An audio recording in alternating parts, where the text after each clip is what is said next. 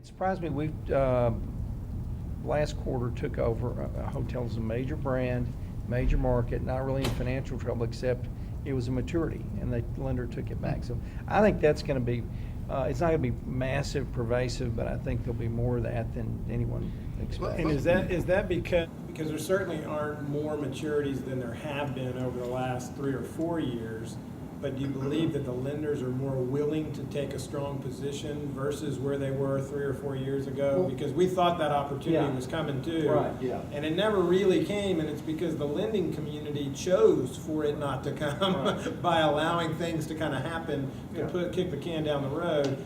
And so I would normally say there's no way it could happen if it hasn't already happened, unless you believe that the lending community has a different stance now because they're healthier, they're willing to recognize a loss on a loan or force something to happen with a borrower that before they would not have forced. So what's different? What is different though is the quality of the loans that were made. I mean, the loans that were made in 2001, 2000, 2003, you know, those were tough times and people were making more higher loan underwriting standards. Beginning 2004 though is when the bubble started, and in 5, 6, and 7, and some of those loans were just outrageously full loans. Yeah. So I think the kind of loan coming through now is a poor quality loan, even if it's improved. I think that's the difference. But and the special servicers a lot of them have bought some of these loan pools too at such a discount they can go ahead and say, well, let's take it back. Yeah. So it does. I'm just perceiving it to be different than 3 or 4 years, than the past 3 or 4 years. So the things that's different is that you have your owner-operators hooked up with your private equity buckets. You have your real estate investment trusts, either your big ones or your small ones, looking to buy cash flow. You have value-added buyers. You have sovereign funds. Everyone's there. The thing that actually makes it almost beautiful for this time is everyone from the lenders and everyone is disciplined. Yeah. They kind of stop.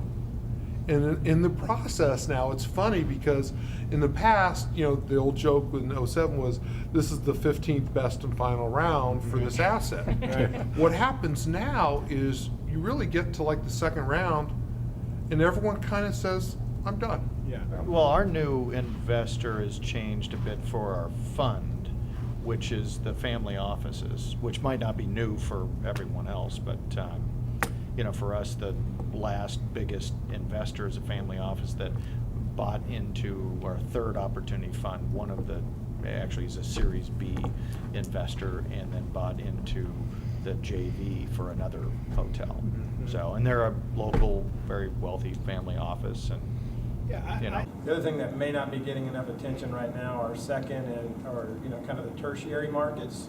Yeah. So you know, that's under the radar. It's starting to show itself a little bit. You know, all the REITs are focused on 15 markets. You know, and you're kind of, if you want to be in that market, you're going to pay up and you're going to get a low yield. But there's a whole world beyond those 15, 16 markets that are really have good fundamentals.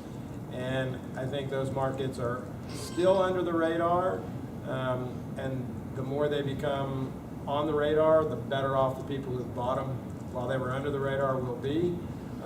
And so, you know, I think that the secondary markets are kind of sitting right at the under the radar screen right now, but moving towards the radar, and probably a good time to be focused on.